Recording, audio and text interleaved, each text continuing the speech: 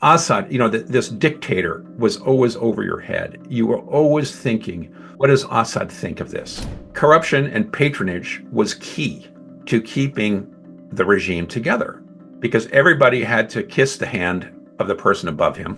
And the year before I got there, Rifaat al-Assad and his Saraya Rifaat had actually stopped cars in downtown Damascus and taken people's veils off, forced women to take their veils off, which just sent a shudder through society. How did Hama become a turning point for Syria under Hafez al-Assad? It was as if the regime wanted people to come and see it and see this is what happens if you mess with the regime. Bashar was really a weakling in comparison to his father. Do you remember how it affected the morale of the country? Yes. Professor Joshua Landis is an American academic and analyst who's covered the Middle East and more specifically Syria for years. He's now the chair and director of the Center for Middle East Studies at the University of Oklahoma and is the author of a forthcoming book on Syria. So now that Bashar al-Assad's authoritarian government has been toppled after nearly 14 years of war, we're going to take a look back at the rise of the Assad dynasty and how that family remained in power in Syria for 54 years. And he joins us now from Oklahoma City. Professor Joshua Landis, thank you so much for taking the time to come on Real Talk. I appreciate it. It's a pleasure being with you, Mohamed. Thank you, sir. I'm just going to start off right away. I mean, we have a long conversation ahead to speak about Syria and the rise of the Assad dynasty. But before we even get into that, I would like to get your reaction to Bashar al-Assad's fall the past few days. Well, it's really been a stunning turn of events. I mean, I did not foresee this coming. I thought that the opposition was fairly well beaten, that it was stuck up in Idlib, and that Assad had friends, whether it was Hezbollah, Russia, Iran, that had helped him, fix his regime and keep in power, and that the United States had come to the conclusion that it didn't welcome the opposition, that it had become spooked in 2015 when ISIS became so strong. The United States really turned away from the Arab opposition. So I was not expecting this in any way, shape, or form. And it's pretty stunning the way the regime collapsed. On the other hand, this regime was extraordinarily corrupt. It was living on fumes. The young people, all my friends in Syria, were saying their kids have no hope for the future. There's 90% of people lived under poverty. Many people who depended on government pensions, they were worth nothing because inflation had been so terrible. Everybody was expecting a peace dividend once this war came to an end, and it sort of ground to a halt in 2020 to a frozen conflict. But Assad's regime could not offer one because he was under terrible sanctions. Oil and gas was all held in the American zone and was being used to fund the Kurdish proxy. And so Assad had no hope. He could offer Syrians nothing. And increasingly, the army became corrupt. There were horrible stories coming out of, about how officers, for example, were making $30 a month, whereas the enlisted men were making $10 a month. And none of them could feed their families. So officers throughout Aleppo region were sending 4 or 5 soldiers home and collecting their salaries and keeping it to feed their families. And so when the opposition broke out of Idlib and started its offensive, there was really nothing there to meet them, and nobody wanted to die for this regime. So, there were many reasons to understand why the Assad regime collapsed so quickly, not to mention that its allies had all been couldn't come to help him. But it was surprising. There's no doubt about it. This was a surprise.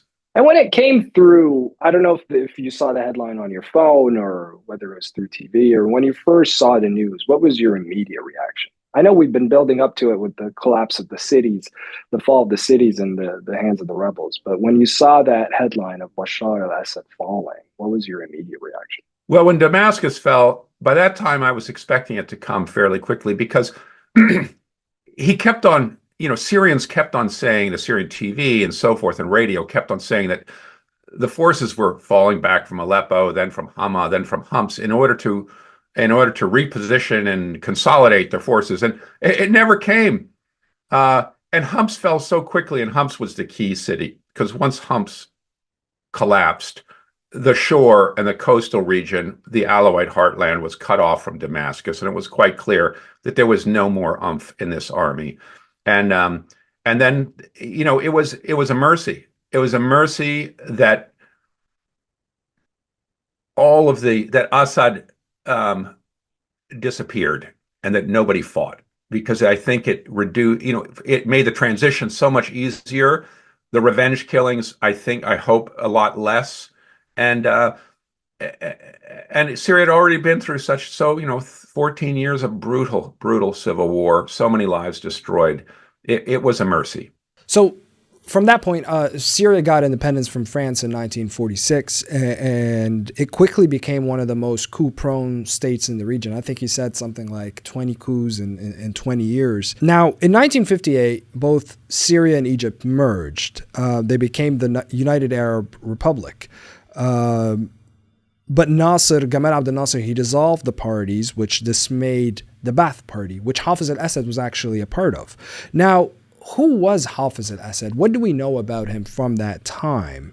His background, his Alawite sect, and who was he within the Ba'ath Party? Let me start by saying, in some ways, what we're seeing today with this amazing turnover from an Alawite-led government under the Assads to a Sunni Islamist-dominated Syria is really the end of a post-colonial era. And I say that because the colonial era, the French occupation of Syria, really set the Alawites up to take power after independence. And this was because when France entered into Syria, 1920, at the end of World War I, and then there was a short Faisal regime. It collapsed. France went in, Battle of Maysalun. The French blow apart this very small Syrian army. Syria is only able to put together about 300-400 men to meet the French army. Unlike Turkey, which was really already emerging as a nation state, and Ataturk could put together a major army out of the leftovers of the Ottoman, and they rallied to his banner. In Syria, there was not very few people came out to fight the French for Faisal's government and for an independent Syria. And that's important because Syria couldn't put together a big nationalist movement. The French were able to divide and conquer. And what they did, in many ways, the nationalist movement was led by the Sunni Arab elites in the city. And so the French marshaled to build a new army that would, in a sense, occupy Syria for the French. They recruited Syrians, and the Syrians who came in droves to that new army were from the minorities and from the countryside. And this, in a sense, pit the urban elites against this rural and the minorities, the rural population and the minorities. They became were over-recruited. When the French left in 46, the army was full of minorities. Then there was instability. Already in 49, there were the first 3 coups. And so tons of officers, and the Sunni officers in the top, were quickly purged. And the Alawites, who right there in the very beginning were made up a big number. We have estimates from the mid-50s that Alawites were over 50% of the junior officers. And they rose up in the ranks until they could take power. And that led to a series of coups that ended with Hafez al-Assad taking power in 1970. And that's important to understand how the minorities got to be dominant in Syria. And the Arab Spring really brought about this movement, which had been percolating with Hama 82 and the Muslim Brotherhood rising up against the regime. But the big explosion in 2011 with the Arab Spring was really turned into a Sunni-dominated effort to throw off this post-colonial order which set up the minorities, particularly the Alawites, dominating under the Assad family that had ruled Syria for 54 years, and the Ba'ath Party, which was dominated by minorities. And so you ask, well, how did the Ba'ath Party become dominated by minorities? And in a sense, and who is Hafez al-Assad? Now, Hafez al-Assad came from the Alawite Mountains in Qardaha, a little village up above, high in the mountains above Latakia. And he joined the military the way so many officers did. And he went to Humps, the military academy, and he went into the Air Force.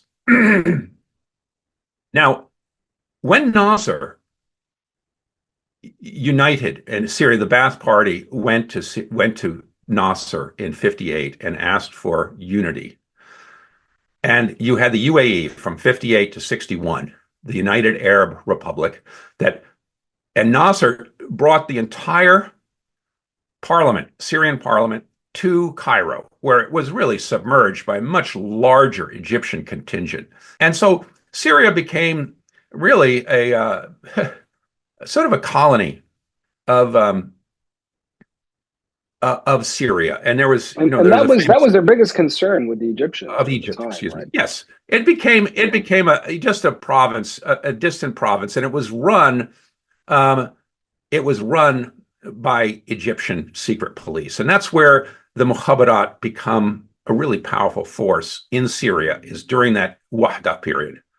Now, the other thing that's going on is that Nasser doesn't trust the minorities. He's a Sunni. Egypt's a Sunni country. He doesn't understand the Syrian fabric, and he doesn't trust the minority groups that populate the army in Syria.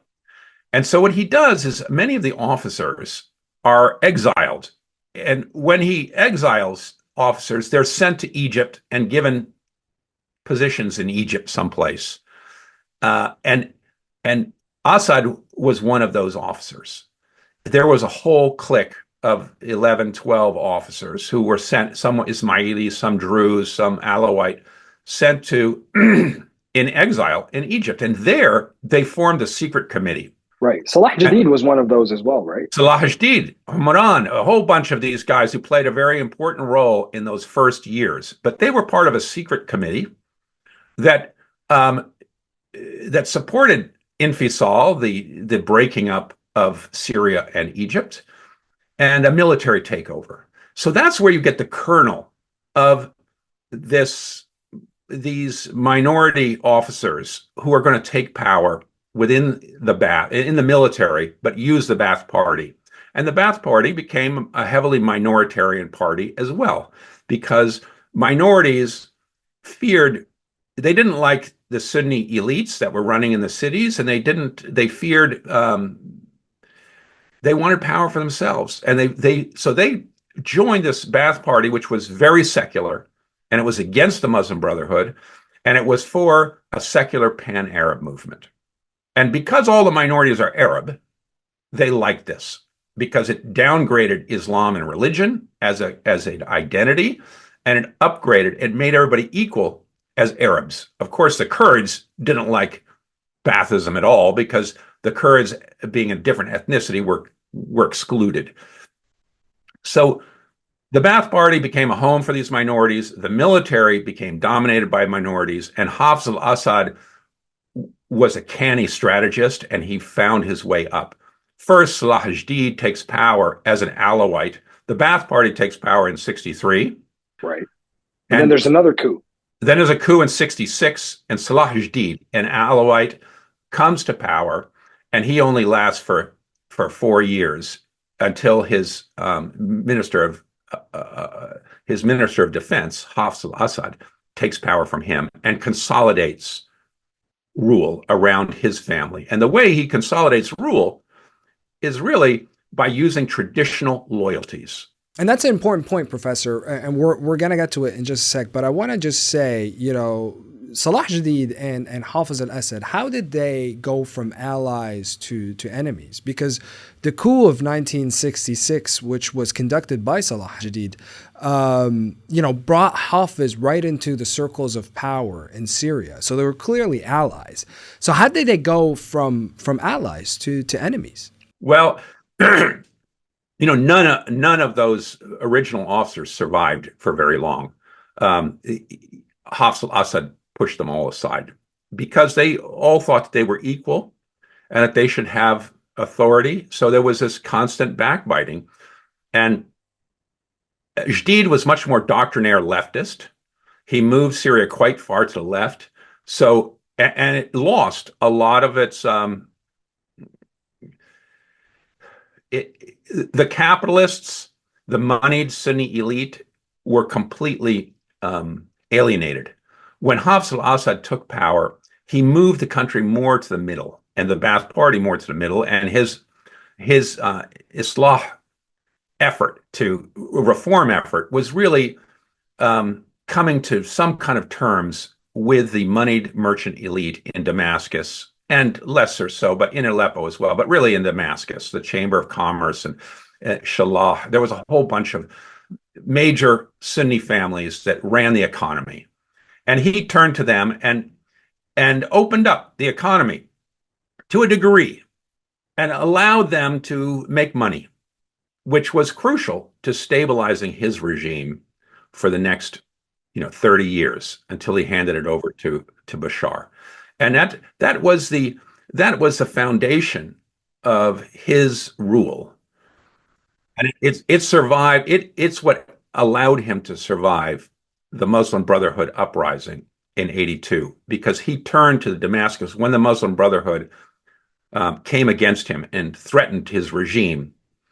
He turned to the Sunni elites in Damascus and said, do you want these guys? They're crazy. They're going to push you aside as well. I'm going to let you make money. You need to back me. We need stability in this country. And they did. Damascus did not rise up and support Hama. And that was he was able to isolate the Muslim Brotherhood and destroy it for the next 30 years.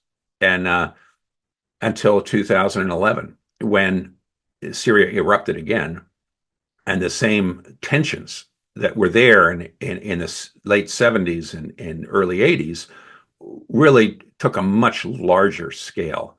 And so that movement, the opposition movement, had been growing through all these years. It was smashed, and the Muslim Brotherhood was scattered to the winds and went largely in exile to Jordan, some to Iraq, and others to Europe and America.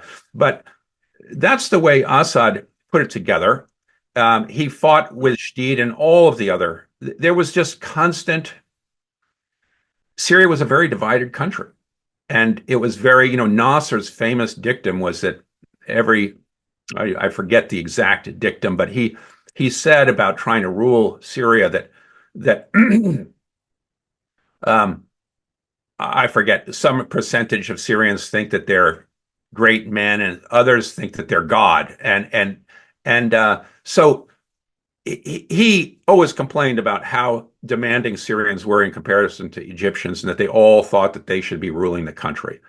And this led to this constant infighting, which caused Syria to be very unstable. And there was, of course, because there were very big class differences, there were differences between the different religious communities, the ethnic communities, the Kurds, and tribes. So there was very little common accepted political community that allowed Syrians to all agree on how rule should be carried out, who should be ruling. And that made Syria very difficult to rule and very unstable. And that leads me to my next question, Professor, is that how did Hafez successfully make it coup-proof? Because his rule lasted for 30 years or so. Really, 54. Yes. Under Bashar. And Bashar copied his model. I mean, the answer to your question is he used traditional loyalties. Even though the Ba'ath Party was supposed to the ideology behind Arab nationalism was that you need to suppress tribalism, suppress family favoritism, suppress clannishness, and regionalism, sectarianism. Of course, Ta'ifiyya was the worst sin, and Naira Ta'ifiyya and all this stuff became illegal. No confessionalism, no religious distinction. So, but in order to rule and stabilize Syria, he put his brother, Rifaat al-Assad, in charge of the palace guard, the Rifaat, who was protecting him. So he used his family members in order to reinforce his immediate defense and rule. And then he used the Alawite community. And the most loyal members in the military to his Alawite community, he raised up into the army. And he set one against the other. That wasn't enough. He made competing intelligence. There were 4 major branches of intelligence, but even within those branches, there were sub-branches, and everybody was spying on everybody else. And this is what Syrian intelligence was quite infamous throughout the Arab world, like throughout the region. Yes, and he developed it into the real controlling force in the military. And so intelligence was also spying on the military commanders, and everybody was competing against each other. And this meant that it was very difficult to get all the officers together to carry out a coup, as it happened many times in Syrian history.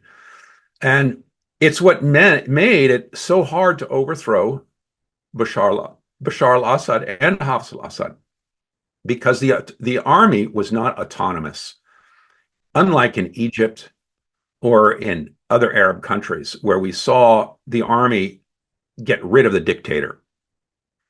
But then it could reconstitute itself and find a new dictator. So it because the army had its own sources of income, and it was separate from the presidency.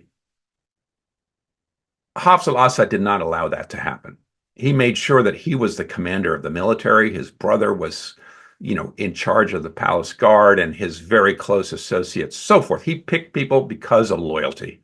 And that's one reason why the military really did not fight well, either in the beginning, or the middle, or at the end of this major uprising. It really depended on Hezbollah, on other forces, other Shiite forces in the larger Middle East. And because it was based on loyalty and not on competence. But that was the key for coup-proofing his regime. And it meant that Syria was always a bit dysfunctional on a governmental level, because everything was done according to loyalty. There was tons of corruption. And corruption was, even though there were constant efforts to tamp down corruption, or at least publicly, corruption and patronage was key to keeping the regime together, because everybody had to kiss the hand of the person above him and give money up the chain of command in a way to buy position. And that meant that everybody who had done that and became acculturated didn't want the regime to change, because they were getting the goods, and they were getting all this trickle down and being able to squeeze the people below them. They became corrupt and a part of the system. And that was the power of this patronage. And every Middle Eastern regime has an element of that. It's not unique to Syria. It's just that it was so profoundly embedded in the Syrian hierarchy. What I find interesting about Hafez's rule is that the Ba'ath Party promised to get rid of sectarianism under the guise of Arab nationalism. But Hafez himself was quite sectarian in his rule, was he not? Yes. He favored Alawites. He favored other minorities. So Christians, Druze, and Ismailis all got preferred treatment, because they were believed, the assumption was that they feared Sunni rule as well. And so that they would accept this dominant position of the Alawites within the state. And of course, there were many Sunnis. I mean, I don't want to overstress the sectarianism. Many Sunnis went along with this. Prime ministers were always Sunni, and much of the rank and file of the military, of course, was Sunni, where there's a national.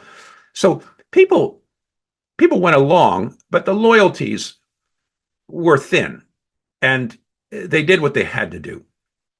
And that edifice was meant to be nationalism, meant to suppress these sectarian difference. And to a certain degree, of course, as Syria developed and people moved to the cities, it did, every Syrian that you talk to will say, oh, I didn't know what sect I belonged to. I didn't think about religion until you reach sort of the last years of high school. Because you couldn't talk about it. Nobody mentioned it. It was taboo to talk about your religion. But then all of a sudden you hit the realities of when you're going to get married, who's going to give you a job? All those important life changes after you get out of school require you to know who you are, because you've got to follow your advantage according to these, because people hire according to religion. People don't let you marry in Syria. It's very hard to marry between religions, for example. Mothers and fathers will say, do you really want to do that? Do you want to marry? This is going to make your life so difficult, and the family will reject you. And it's very difficult to breach those. My wife is an Alawite. Her brother married a Christian woman from Latakia. And my father-in-law is an extremely enlightened person, was all in favor of this. Her family, I think, was in favor of it too. But there was first of all, they can't get married officially in Syria because you get married. He had to convert secretly to Christianity. But in order to do that, they had to elope.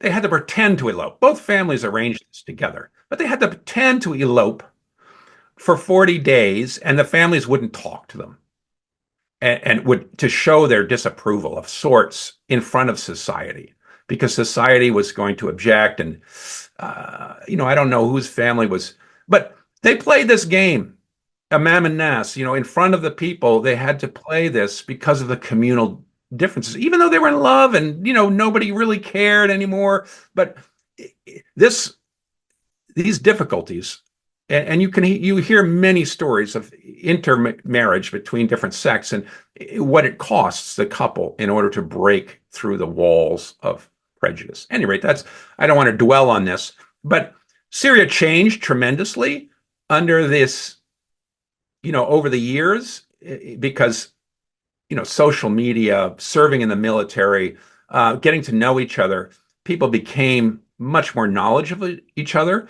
at the same time, because nobody could speak about religion. They didn't really understand each other.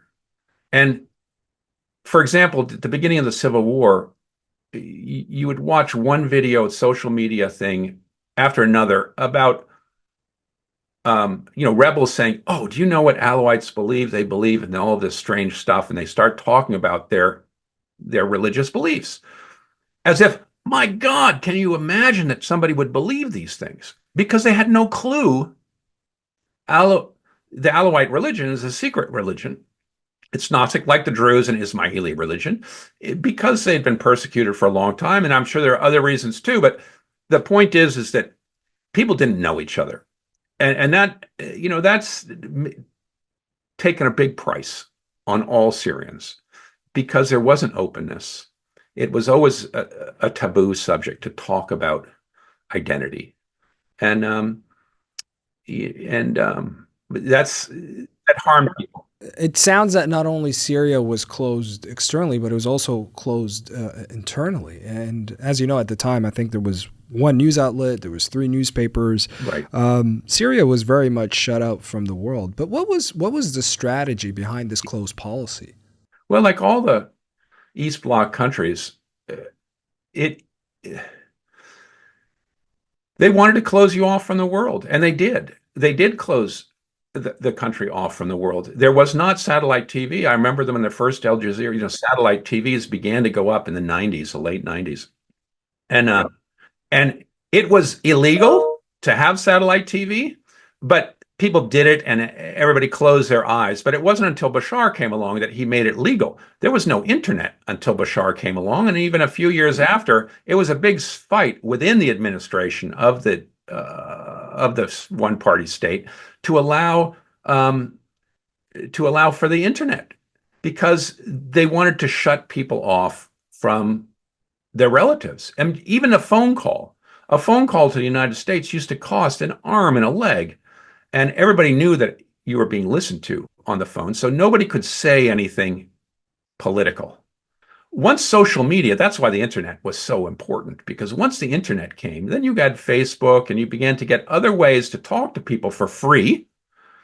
And you could say what you wanted to, because the regime couldn't penetrate. Their intelligence agencies were so far behind that they couldn't penetrate all the encryption that was going on with social media. They knew how to listen to phone calls, but that's it. And so that gave it let a lot of light in. And immediately, Syrians began to talk with their cousins in America or other places and realize, boy, we're missing out. And watch Al Jazeera. Al Jazeera was just so profoundly important because it brought real news into Syria, and it was so glitzy and beautifully done that it was so entertaining that people watched it all the time. You go to every little sandwich shop or so forth, and they'd have Al Jazeera going, and you'd see a crowd of people watching it because they didn't have it at home. And they'd just be hanging about watching Al Jazeera. So it brought a lot of light in. And all these changes would ultimately undermine the Assad dynasty and regime, because Syrians wanted freedom and they wanted to get out from underneath this minoritarian rule that had stifled things in Syria. And if we go now to 1982, one of the most notorious massacres in the region was what happened at Hama, when Hafez al-Assad brutally crushed an uprising there. Now, there were some reports that suggest that this was initially a secular uprising before the Muslim Brotherhood joined in. Is there truth to that? Hama was really spearheaded by one section, the more radical section of the Muslim Brotherhood. When the Alawites took over, there was a profound gap between the Alawites and the Sunnis, the elite families of upper class Sunni families of the cities, and everybody in the cities. The cities were predominantly Sunni and Christian. The Alawites lived in the Alawite Mountains on the coast. If we look at censuses done under the French and then under the first years of independence, even in the Alawite Mountains and the coastal cities of Latakia, Tartus, Jebli, there were no Alawites living in the cities because they had to leave by nightfall. They were not welcomed in the cities when the French first arrived in 1920. And there was no town, in fact, in the coastal region, Latakia region, in which over 200 people living in the towns where Alawites and Sunnis lived together. Sunnis and Christians lived together, Alawites and Christians lived together, but Sunnis and Alawites did not live together. There, in 1940 censuses, right after independence, 45, I guess it's 19, I don't know what exactly. I don't remember the years. Was this government policy, though? Was this government policy that these different sects would? No, it wasn't government policy. It was social policy. It was because Alawites were seen to be unbelievers. They were. And that's why the minorities really lived on their own, whether it's in the Druze Mountains, whether it's the Ismailis living in the Ismailis shared the mountains with the Alawites, but they lived in separate regions and separate enclaves. And that's the history that Syria is overcoming, and to turn to a nation state where people feel like they're one. And, the cry of the revolution in 2011 was, Wahed, Wahed, Wahed, the Syrians are one. And that's an aspiration that didn't exist on the ground, particularly in 1920 when the things were starting out. These groups were very divided. And so overcoming that became very difficult. In the censuses in 1940, during the first census of independence, there were only something like 500 Alawites living in Damascus. There were very few Alawites in the cities. They had begun to move into the coastal cities, and they would become a majority in many of the coastal cities today. But that is, these Baathists and Alawites that first came to the cities were called Muwafidin in the early memoirs of sort of anti-Baathist memoirs of Damascenes. They call them Muwafidin. That means the people who sort of blown in, strangers who've come in from the outside. From outside, yeah. And that's what the Alawites were seen as strangers coming in from the outside. It's a little bit like immigrants today in a Trumpian America, where they're seen as these strange creatures that are overtaking the country, that they're not indigenous, that they're somehow a danger. And that's the way Alawites and the minorities were seen when they came to power, because it was so unusual. Under the Ottomans had been a Sunni dynastic religious empire. The Ottoman elites, the Sunni elites of the cities, had been very fixed around a number of families. And you talk to Shawam and the Aleppans, and you ask them, the upper class, about marriages. Marriages were so important. And min aili, you have to be from a family, a good family. And those good families, which were only about 10 or 15 in each city, were the dominant feature, and they had ruled. So when these country bumpkins come in from the outside, it's a profound reversal of the natural order of things. And that's still a dividing point in Syria today. And it's what made the Assad regime so closed and insular and secretive throughout its period. And it kept Syria in this secretive, enclosed environment itself. And if we go back to Hama, Professor, what I found interesting is that I read that you were actually in Syria in 1982 when the Hama massacre. You've done your homework. Place. I was a Fulbright student. I'd been teaching in Beirut from 79 to 81. I graduated from Swarthmore College and I went to Beirut to teach because I wanted adventure. It was in the middle of civil war. And then I applied for a Fulbright grant and I got it. They just started in Damascus because America hadn't had representation. And so I went to Syria in 81 to 82. And the Hama uprising was during that time. I was living at Medina Jama'iyya at the University of Damascus in Wahda al-Ula, the first big dormitory on the second floor. And I spent most of my time with the blind students who lived on the first floor. They had special minute grants and they put them on the first floor. And the blind students were kind enough to listen to my terrible Arabic and to correct me, and because nobody was coming to visit them, and they were stuck in their rooms largely. So I would go and just hang out with the blind students, and that's how I began to learn Arabic. But during the Hama uprising, they were very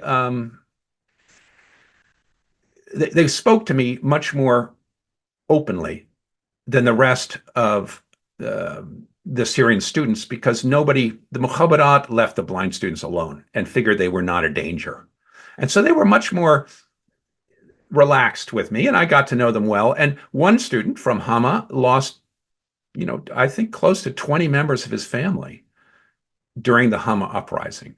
And everybody was quiet during that period because Syria didn't tell you what was going on. It took a week or so before we began to hear. And then they showed us on TV that these arms were taking away. The terrorists had arms, and they would show us these arm caches all laid out on the floor. But there was so little information that got out. And the American embassy just left us in our dormitories throughout this whole period. You know, today they would whip you out within 5 seconds. You'd be evacuated. But so then I went to Hama. You actually went there? I went there almost just a week after the fighting stopped. And the Syrian regime allowed. I was really surprised. I went with this French guy who had a little Jeep, and we could drive all around Hama and see the amazing devastation. And it was as if the regime wanted people to come and see it and see this is what happens if you mess with the regime. And it put the fear of God in people. It was a lesson, and it suppressed the Muslim Brotherhood for the next 30 years. In that brutal crackdown, it was there's different reports. I mean, 10 to 20,000 killed. I mean, I've seen reports as high as 40,000. But the question is, how did Hama become a turning point for Syria under Hafez al-Assad? It really marked the regime as an Alawite regime. It drew these battle lines very starkly in Syria. Everybody, living in the dormitory at the time, my roommate, who was also American, there were 4 American Fulbright students, and he grew a beard. David Cummins, who's written many great books on the Middle East, and he grew a beard, and everybody immediately told him, don't wear a beard, because you'll be arrested or stopped on the streets and they'll think you're a Muslim Brotherhood. So he had to shave, because the Baathists all wore a little mustache and a clean shaven face. At the time, many students didn't wear hijab at the university. Of course, wearing niqab and stuff like that was just unknown in Syria at the time, but it was beginning to shift. And more Syrians were taking on the hijab in order to show a certain level of resistance to this secularization.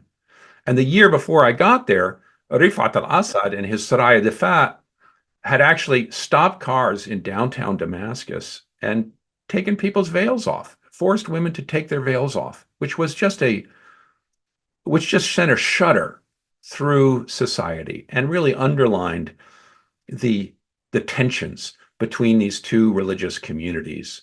So those were, Hama just had everybody scared. And people were tiptoeing around Syria, being very careful not to be seen as a Muslim brother. And that's when you had to you get searched all throughout Syria. They began to build barriers in front of public buildings because you had the first car bombs and so forth. And so this became the modus vivendi. Did the repression of the regime increase? I mean, were there even more roundups, more arrests, more brutal crackdowns happening since then? Well, and in the lead up to Hama, there were many executions, and this is when the prisons really took Rifaat al-Assad's Saraya Rifaat went into the prisons and just shot lots of the Muslim brothers. They were executed. And Tadmor prison up in Palmyra became the symbol for evil, the way Sidnaya is today. Mm-hmm. And people were kept there for ages in terrible conditions. And there are many prison memoirs of people who got out and wrote about what life was like, and they're pretty miserable. So that became a predominant overriding. Syria was very dark in the 80s. It was very enclosed. And so when Bashar al-Assad came to power, things began to change fairly quickly, letting in satellites, letting in internet, all kinds of prohibitions on importing things were lifted so that you could get, this had already begun under Assad Sr. in the 90s, but it picked up speed under Bashar. And Syria became really one of the best places to visit in the Middle East, and everybody wanted to move to Damascus. You know, all the CASA, the Center for Arab Studies Abroad, in America, all of the abroad things began to set up shop in Damascus because Damascus was the most fun, attractive city. It was still extremely Arab. People didn't speak English easily, so it was a place to learn Arabic. But the downtown had become just fun with nightclubs, with beautiful boutique hotels and gorgeous restaurants. Of course, Syrian food is has made history around the globe. But the Syrians, there was no good food in Damascus in the 1980s. You had one restaurant, European restaurant, Chevalier, and it would save the same dry cutlet and other things that were just terrible. And otherwise, it was all kebabs and a few, shawarma shops and stuff like that. And by the end of the 90s, you began to get really good cuisine. And then by the 2010, you had some super top, 5-star Michelin restaurants in all the major cities. And it became a real destination for all kinds of tourists, and particularly Middle Eastern tourists who would come and you could get a great meal for $10 with 5-course meal, sitting around a beautiful fountain in one of these old Ottoman houses. And that became the symbol of what Damascus and Aleppo were. But it was for a small slice of society and these upper class. There was lots of poverty in Syria. And as the doors opened up, the socialism and egalitarianism of the Ba'athist regime fell apart.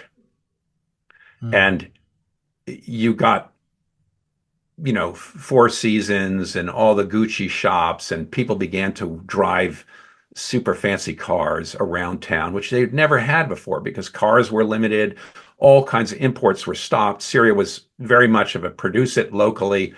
And so people really welcomed having all these new imports and glitzy stuff. They wanted to be living the good life. But most Syrians, of course, couldn't afford it. And the income gap just went like that in a very short period of time, which produced tremendous class tensions and led up to the Arab Spring. Since we were talking about Rifaat al-Assad a few times just now, how significant was the coup attempt that he staged against Hafez in the 80s? It was significant. And this was a period of a real. What happened is that Hafez al-Assad had a heart attack, and it looked like he might die. And so there was competition from all of the Mukhabarat leaders whose forces were arrayed around Damascus of who's going to take power after. And Rifaat al-Assad, the brother running Sarai Difa, made a grab for power and came to the center of city and challenged his brother. But his brother, and this is told very beautifully by Patrick Seal in his book on Assad, but Hafez revived, came back, and the mother played an important role in this because she really chewed out Rifaat al-Assad, and he backed down.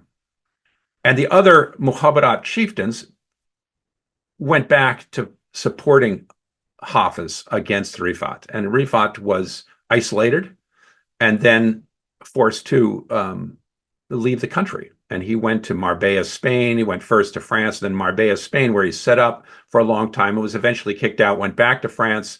And then France finally moved against him and took some of his properties, but they didn't give it back to Syria. But he took millions of dollars, hundreds of millions of dollars, and so that was he was allowed back in Syria a few times in order to try to reconcile him, but it didn't last for long, and so that was the biggest challenge to Hafez al-Assad was from his brother Rifaat, and he squashed it.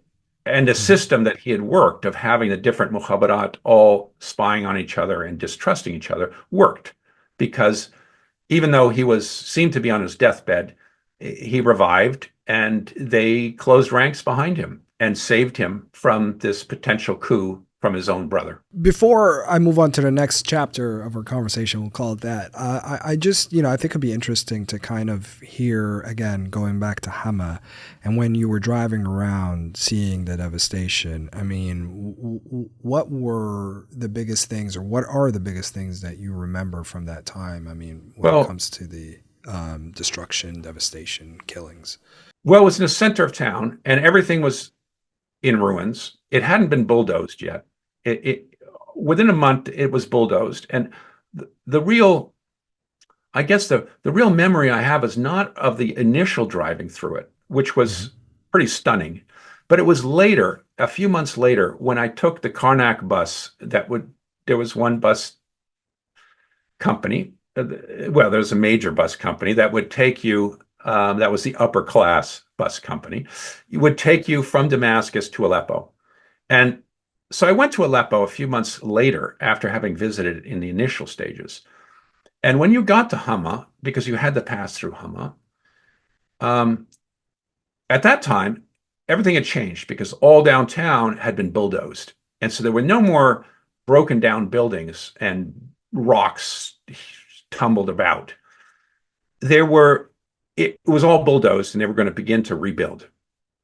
But when the bus reached the outside of Hama, I was talking to a friend who was sitting next to me, and the bus driver asked everybody to be quiet, and he sort of shushed me, and everybody fell quiet in the bus.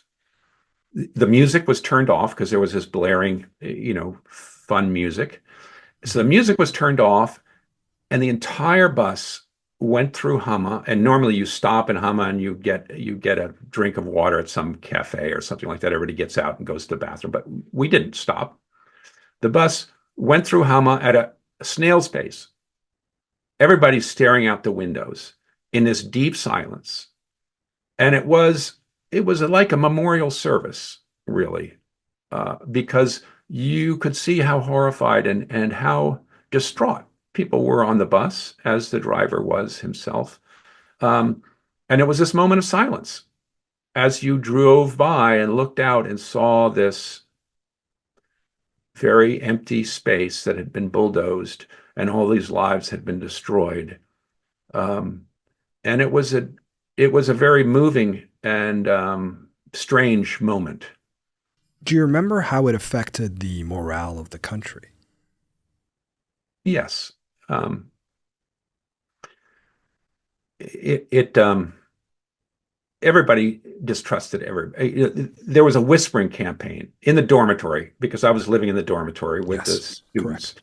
and the students began to whisper and say, "Oh, his family had people killed, and he's from Hama," and so students wanted to know, and they would ask these families, but it was all in whispers, and it was the way the dormitory worked is that rooms were there was a deity room from Deir ez-Zor, and there was the Darzi room, the Druze rooms where they had Druze students, and you'd always find other Druze. And people hung out according to their town, their religion, and they really, because all their friends were from their town or their religion. It was Hmm. rare to go into a room and you find people from different parts of Syria. It was really emblematic of the divisiveness within Syrian society. So people collected according to, well, it was extended family in each of these rooms. And so there was great distrust going from one room to the other, which I could do as an American and a foreigner. Everybody was always Sure. very glad to have me come by because it was going to be something new. They would put on the tea on the tea kettle and spoil you.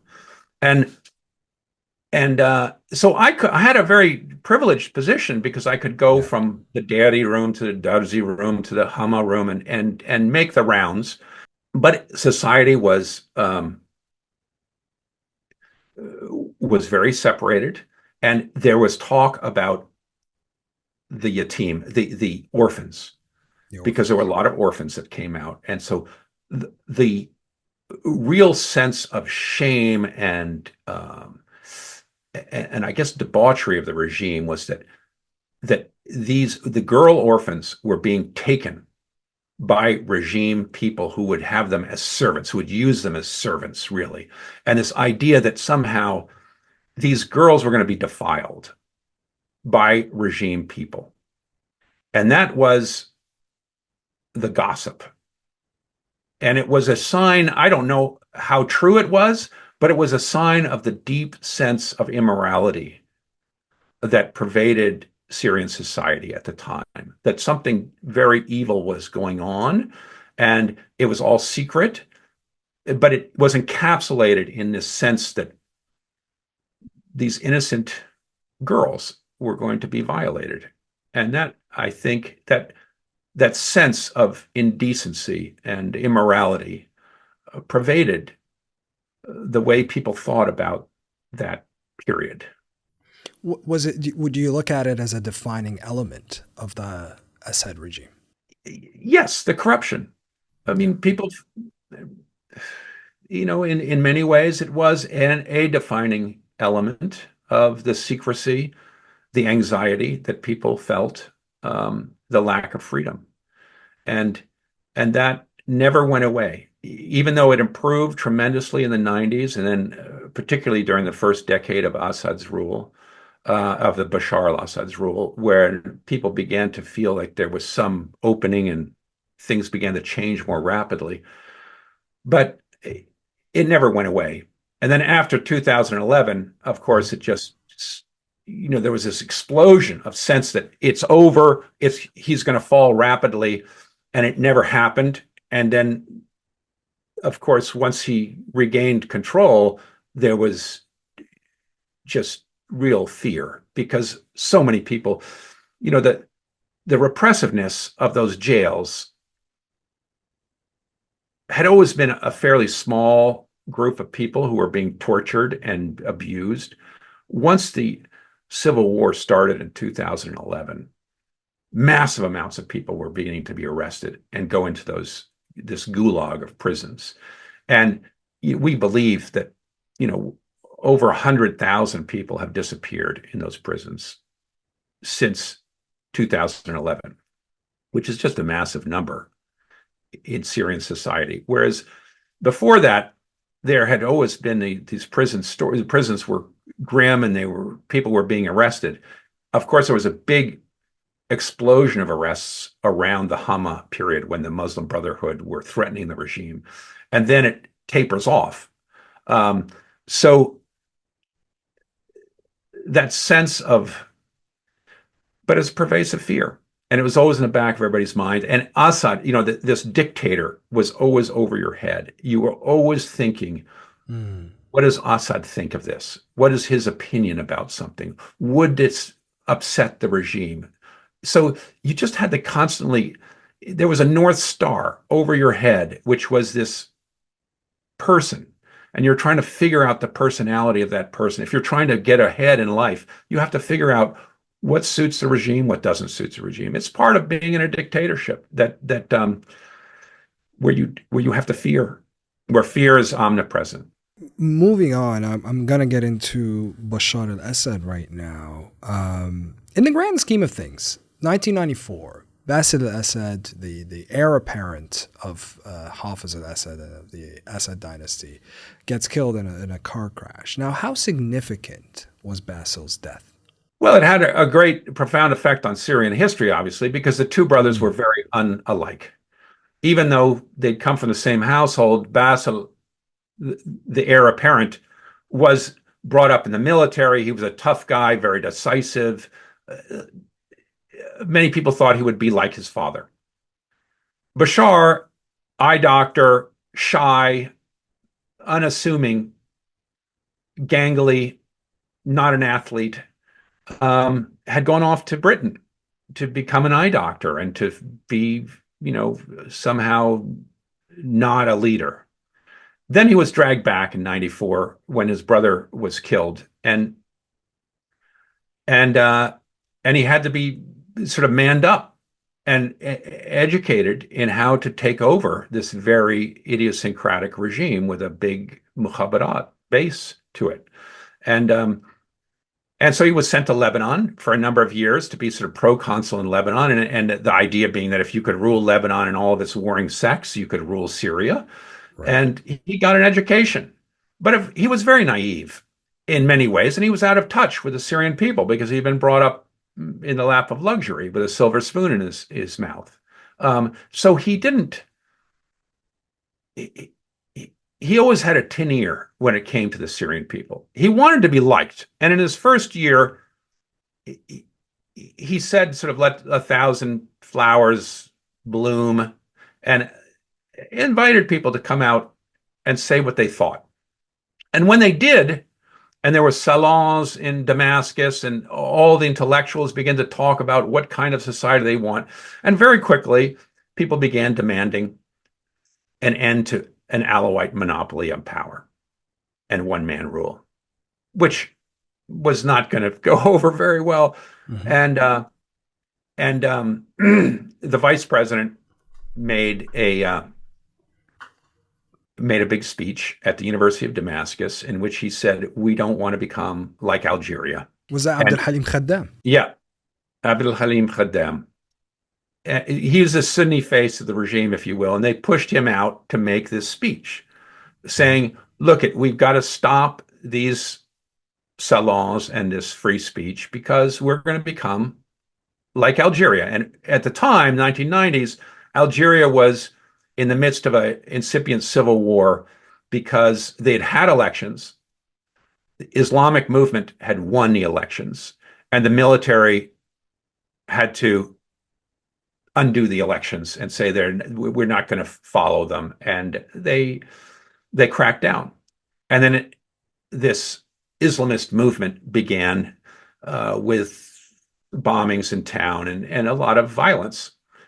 So the Assad said, no, we're not going to do this. We're going to modernize economically, let in the internet, hotels, free capitalism, if you will. We'll get rid of some of the socialist part of the economy, but we're not going to have political modernization. And that was the deal. I'll let you modernize economically, but I'm not going to modernize politically. We're going to keep the same thing. And there was a big crackdown on this sort of early spring, if you will. And a bunch of people were thrown to jail, and the opposition was squeezed increasingly. So it wasn't the army. It wasn't the army that's basically stopped him from modernizing more. It was an initiative that came from him. He knew that modernizing Syria could result in the end of the Assad regime. Yeah, I'll tell you a story that was told to me by Imad Mustafa. He was the ambassador in Damascus. I mean, he's ambassador in Washington for many years until he was thrown out at the beginning of the Arab uprisings. He was a professor at the University of Damascus, and he was dealing with computers. And he had made a pitch that there should be the internet, should be allowed in Syria. Mm-hmm. And he did this at the library, the Damascus library. And evidently, he showed what his pitch was he showed what Israel was doing on their website for the Golan Heights, with all of this amazing story and narrative about the flourishing of the Golan Heights, the settlements, so forth, and the evilness of Syria, and how Syrians had picked on the Israelis and forced them to take the Golan Heights. The Israeli story. And then he showed how what Syria said about the Golan Heights, and he showed a blank screen because, of course, there was no internet and there was nothing. And so he said, Imad Mustafa said, after I did this, I got a call from the palace, and they wanted me to do this again for the mukhabarat. And so Bashar called, who was the head of the computer society in Syria and a bit of a computer nerd, called Imad Mustafa to put this on for the Mukhabarat because they were the ones you had to convince. The Mukhabarat did not want the internet because they feared that this is going to allow Syrians to organize in ways that we're not going to like, and it's going to cause disturbances. But he gave the same speech in front of the Mukhabarat, and everybody, because Bashar was sitting there, everybody had to begin to say, "Oh, that's a good idea." Right. And even though they didn't think it was a good idea. And this became sort of a repeated story on how Bashar slowly began to overcome the Mukhabarat in order to convince them, not only for internet and satellite TV, but a lot of other things, because they did not want to loosen up these strictures because they felt that they're going to be, when things go wrong and people begin to organize, the regime is going to come to us and tell us to put them in jail. And so the Mukhabarat didn't want to do that. So they just said, don't, you're going to get us into trouble. Don't do it. So their answer was always, don't do it. Don't allow for any of these freedoms. And Bashar pushed ahead. And when did he draw a limit to that? You touched on it earlier, but it's interesting going on that train of thought of yours right now. So right. he was very keen on modernizing, bringing in the internet. So when did he realize that, okay, there is a limit to this? Well, I think in 2005, they began to consolidate. Khaddam fled the country. That's when Bashar really began to consolidate his rule completely and push some of these people aside. But there was a big debate in the next several years after that about having municipal elections in Syria because there was tons of corruption. And the question was, how do you get rid of corruption? And so there was a movement to try to have some free elections in municipalities where you would have local government have elections so that you could get rid of Ba'athist cronies and you could get some circulation that would help to counter corruption. And the way I heard it was that the Mukhabarat always said, don't do this, because if you have elections, the Muslim Brotherhood is going to win because they're popular. And they're going to win in these municipalities. And then what are you going to do with them? Then they're going to be a force. And they will begin to make demands and they'll have legitimacy. And so there never was introduced municipal elections. And you could see there were elections in some instances in Syria. For example, the engineers union in Aleppo had elections. And I remember a friend of mine from Aleppo, Abdel Noor, in fact, who became a big opposition figure later, he pointed to these elections and he said, look, there are tons of Christians and there's tons of Christian engineers, but they can never win any elections. And the Sunnis always predominate. And that became, that was the problem. So the regime was looking at these elections that were taking place in unions and in smaller little venues and seeing the dynamic, which led to a sort of Islamist legitimacy through elections because people wanted it. And that scared the regime. And so they could never liberalize. And that's the problem with a minoritarian regime like that. It just couldn't open the doors politically because they would have been overwhelmed, as they have been over the last 15 days. And it's going to be a massive, it's a massive change. So the Ba'ath Party and the Alawites are locked into this minoritarian regime that required a fairly high degree of coercion and security state. And there were times in Syria when it was much better, like in the 1990s or in the 1910s, when there wasn't so much oppression and there was some very healthy change going on. But there were other times, of course, when you get a political demand for more freedoms, when there were big crackdowns. And so the regime just hobbled along. And I can't say it was all dark. There were, I think many Syrians would look back at their time during this period as a time of considerable happiness, particularly Syrians with some money, because they could lead a very good life if they stayed out of politics. And particularly for minorities, because there were tons of, you could swan about town with your sleeveless shirts and stuff like that. You could dress very immodestly, if you want to put it that way. And so Syria was a very open society from that point of view, from dress and how you wanted to behave, and going out at night or drinking. It was very liberal society, put it that way. But of course, that affected mostly the elites and not the people who didn't have enough money. And even at that point, it was no secret how brutal Bashar's reign was. I'm going to read you a quote by former British minister Brooks Newmark, who wrote this about Bashar. As Bashar's first term in office was coming to an end in 2007, internally there was a crackdown on dissidents and travel bans on those that opposed them. Sidnaya prison, known as the human slaughterhouse, was filling up with more and more men and women who opposed Bashar.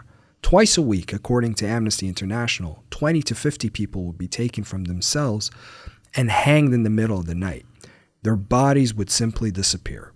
Torture and rape were routine. While all of this was happening, Bashar was faded in the West. Now, there was also a discrepancy by how Bashar was being portrayed in the West versus how he actually was at home, too. Because like you said, there was this so-called Damascus Spring, and he was labeled in the West as a new modernizer, the new ruler of Syria. But it wasn't long before people started to realize that there was not really a difference in brutality between him and Hafez. Correct. During his first years, he tried to let most of the political prisoners out of prison. And he made big amnesties. But then he, after that initial little spring, Damascus Spring, he cracked down. And the security court, which would try people, was very active. And it threw people into these jails where there was no monitoring. And you could behave as beastly as you wanted to. And we saw that in Sidnaya, this last week, as Sidnaya prison was opened up and one prisoner after another came out looking like they were about to die and emaciated and telling stories, just horrible stories of torture and misbehavior. And there's a long prison literature in Syria that has described this ill treatment in the prisons, brutality in the prisons, that's gone on for decades, and it's been there. It's been there from a long time. Let me put it that way. And when he became president at 34 in the year 2000, were there any rumblings in the military that he could possibly be taken out through a coup? Well, I think that it was clearly a very difficult time because the Constitution of Syria said the president had to be 40, and here he was 34, right. And you had to change the Constitution. All the major officers had to salute to him, and many of them didn't think he should be the next president. They thought this was a time that you'd move away from the Assad household and open up the process. But of course, I think the Alawite leadership was fearful that if you opened things up, the whole house of cards would come crumbling down. And so the top security people really closed ranks around Bashar and decided that they needed him. They needed him because everything is about a loyalty to the Assad household. And once you got rid of that principle, how would you rebuild it? Around loyalty to some other household? On what principle would you build legitimacy? And so this was a problem in every republic of the entire Middle East.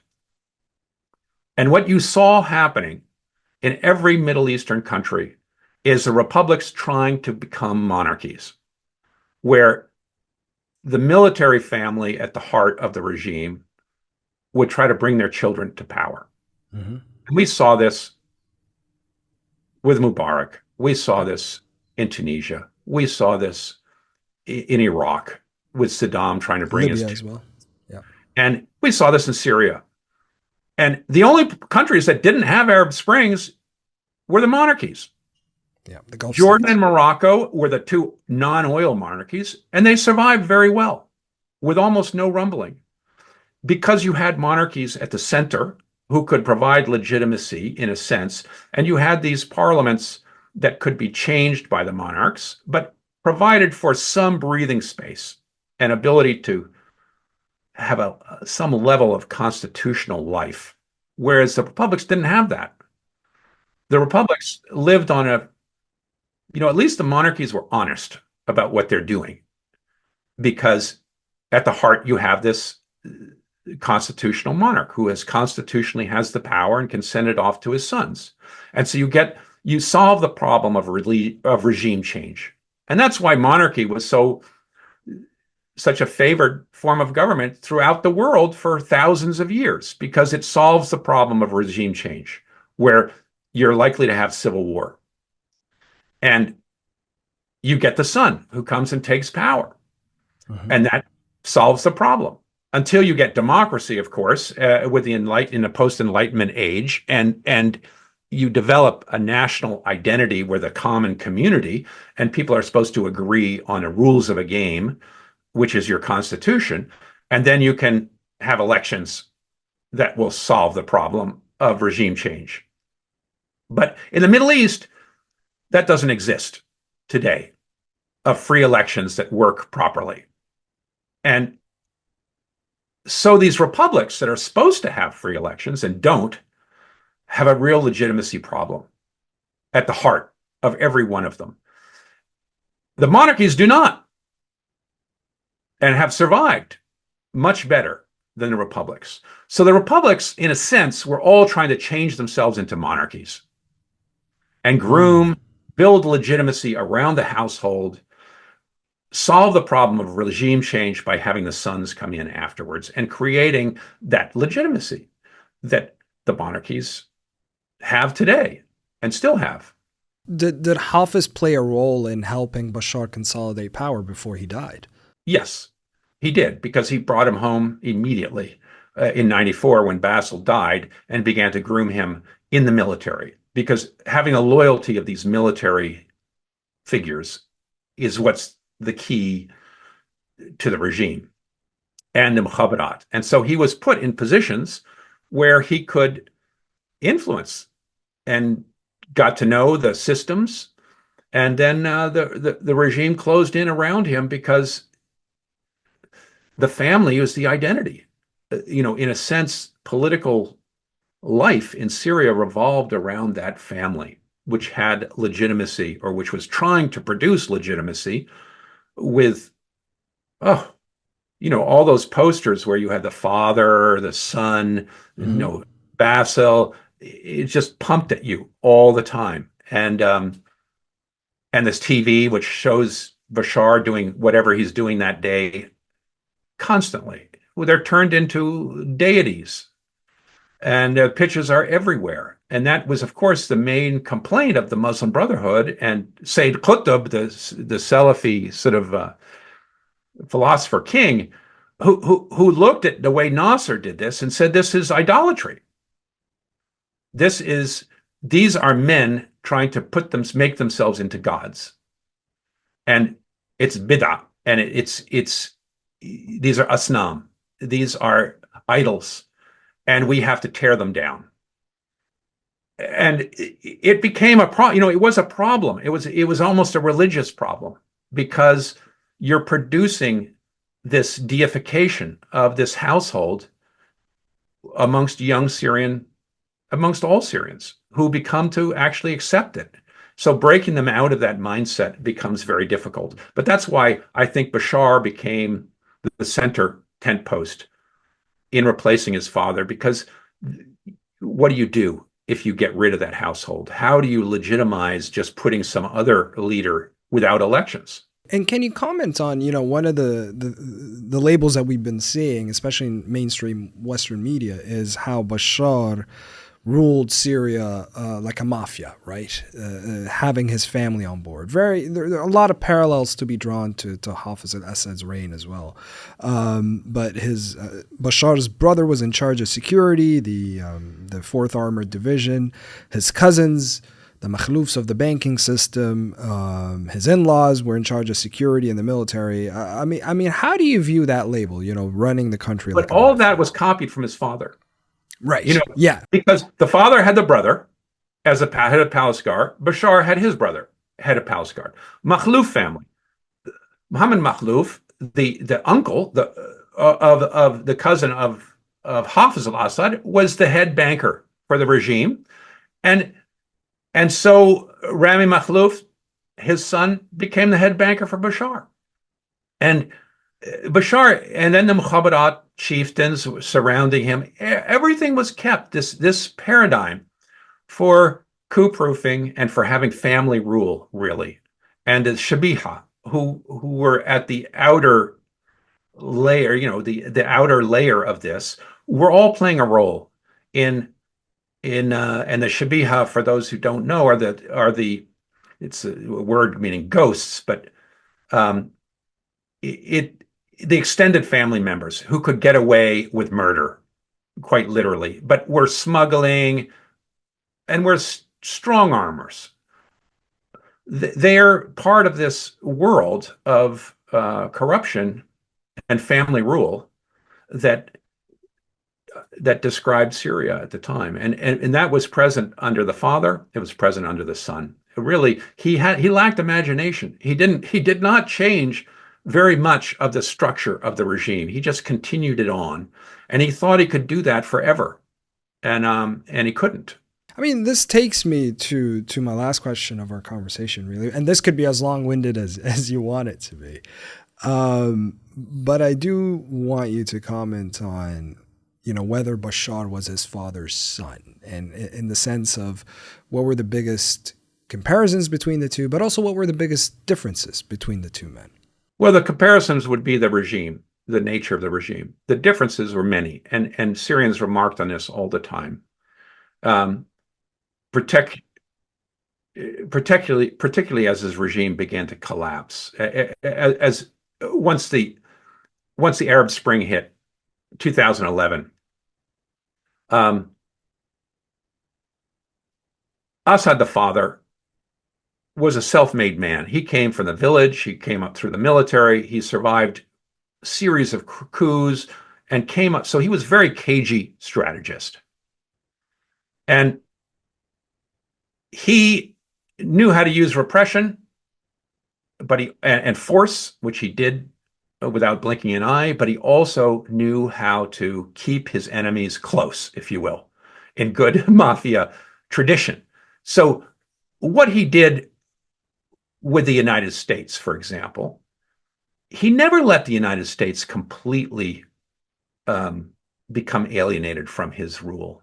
He helped the United States in a number of situations, and the most famous of which was, of course, entering into Lebanon in 1976, the year after the Civil War began in 75.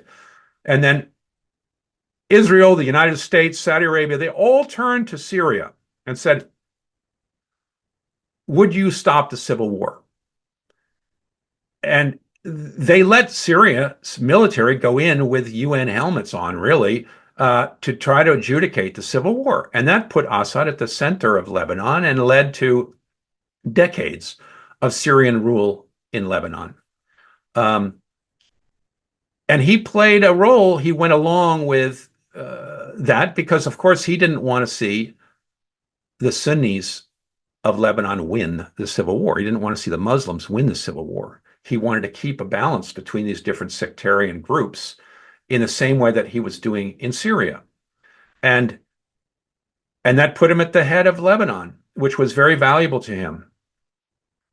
He didn't want to see the PLO take over in Lebanon either and become much more powerful, because it would lead to potentially Israel invading Lebanon and being on 3 different borders with him. So then the next big, of course, one of the most famous is the Gulf War in 1990, when he sent an expeditionary force, a small 2,000 contingent, to join the coalition forces under America in driving Saddam out of Kuwait. So he was constantly working with the United States. He didn't alienate the United States. And same with Saudi Arabia. Yeah, I was going to say he got quite close with the Gulf states as well. He was close to the Gulf states, and he shared rule in Lebanon, in a sense, with the Saudi monarchy. He was always sensitive. And Saudis were promoted Hariri and everything, and he worked with Hariri, and he understood that Saudi Arabia had to have a role, and that would prolong Syria's predominance in Lebanon, as long as the Saudis would have a big say over the Sunni community, and as well as the economy in Lebanon. And Saudis, of course, flocked to Lebanon, bought apartments, and that was their summer playground. Bashar didn't do that. Yeah, on that specific note, Bashar not doing that. I mean, so when Rafic Hariri was assassinated in 2005, obviously Bashar was accused, and the Syrian government was accused of being behind that assassination. But was that in a way of him ruining the relationships with the Gulf states, specifically Saudi Arabia, that Hafez had fostered during his reign? Because then you see Bashar getting a lot closer to Iran. Yes.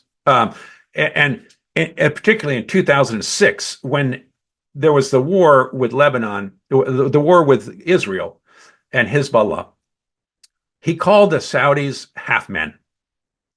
And he insulted the Saudi leadership because Hezbollah, in a sense, won the war.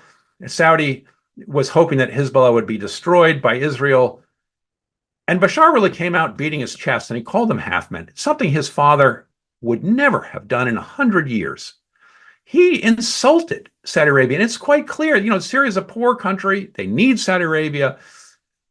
Hafez al-Assad had kept that the Saudi-Syrian relationship always as a very important support for his regime. If not support, at least he kept the Saudis from working against him and turning against him. And Bashar didn't do that. And the Saudis turned against him, and they were going to be major funders in the war after 2011, and funded many militias and sent lots of money in to destroy him, and because he had insulted him straight up. So, all right, and the Hariri, of course, Syria is part of that triumvirate of Hezbollah, Iran, Syria. And many people criticized Bashar for getting too close to Nasrallah and Hezbollah and having them come to the country and stuff like that. And Assad never did that. He always kept them in a subordinate position at arm's length. You mean now, Hafez? Hafez did, excuse me.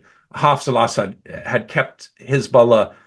Of course, he worked closely with Hezbollah, but he didn't. He always made sure that they were seen as a subordinate, which is many reasons why I think the whole world turned to Syria when Hariri was assassinated. And it's not clear to me. I think we're going to find out a lot more very quickly now that Damascus has fallen.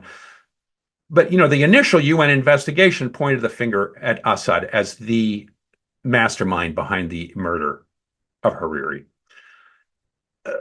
But that whole investigation fell apart, and it seemed to be built on a lot of bad police work. Later, there was a new investigation that really pointed the finger at Hezbollah. And that raises the question of where did the decision for killing Hariri come from? Did it come from Iran? Did it come from Hezbollah? Did it come from Assad? And there are many reasons to think that Assad probably was, of course, he's complicit in it because his triumvirate is working together, but he may not have been the author of the decision. I don't know. We don't know how the decision was made, but we know that, the telephone records all pointed to these Hezbollah operatives, and certainly they were carrying it out. But it shows that the balance of power. If it turns out that Assad was not the author, it would fit into the character. You're trying to get this character sketch and how different he is from his father. And It's possible that he was a subordinate member of that triumvirate by that time. Not subordinate, but he wasn't in the driver's seat. And that Hezbollah and Iran were making these fateful decisions that were going to affect Syria without his leadership, which would explain why Syria loses Lebanon and Syria got off track on Lebanon. And Bashar was really a weakling in comparison to his father, who didn't understand the geopolitics of the region. He didn't understand how to keep Saudi Arabia and the United States from turning against him. And he alienated most of his allies. And we see this again with the recent fall of Damascus, because both Russia and Iran gave up on him. Mm-hmm. They turned away. They just thought he was a loser because he wouldn't make the adjustments. We saw how al-Jolani made incredible adjustments in the last 6 years as a ruler of Idlib. He got close to the Turks, and of course al-Qaeda hated the Turks, or didn't hate the Turks, but they saw the Turks as being, they didn't want any outside control. And now he immediately made friends with Turkey. He's got this charm campaign with the West, in which he's gotten rid of the al-Qaeda elements that wanted international jihad. He's turned himself into a nationalist. He built up an administration and a state, and he's worked very closely with all the NGOs and other foreign elements. We will hopefully find out how closely he's worked and with which foreign governments, but he's clearly made lots of friends and changed the face, his own face and the face of his government dramatically, in order to build a coalition and to get buy-in from lots of different sectors of Syrian society, which he's done extraordinarily well, and which has led to this being a fairly smooth, so far, transition. Bashar didn't do that. Bashar didn't make friends with the Gulf Arabs. Even though they let him back in on the Arab League, they did it holding their nose.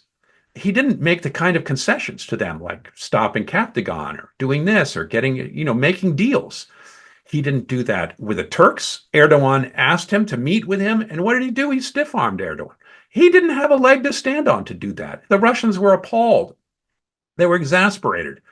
You've got to meet. Erdogan is going to make Erdogan could pull the plug on you. And Erdogan is now taking complete responsibility for overturning Assad. And Erdogan said just the other day, he should have met with me. You see, when you don't meet with me, bad things happen to you. And Bashar was a fool. He alienated every ally he had. And his father was much smarter and understood how to play a weak hand. And everybody always said about the father that he punched above his weight, like a boxer who could fight. Even though he was fairly skinny, you could fight somebody much bigger. And Bashar al-Assad did not punch above his weight. He punched. He lost all of that authority that Hafez and allies that Hafez had built up over the years. And on that note, we'll leave it here, Professor. This was a lengthy conversation. I enjoyed it a lot. Thank you so much. Who knows? Maybe there could be a part 2 to this later on. But I did enjoy you coming on, and thank you for your time and your insights. Well, it's been a pleasure. Thank you, Mohamed. Yeah, of course. Pleasure is all mine. Thank you, Professor.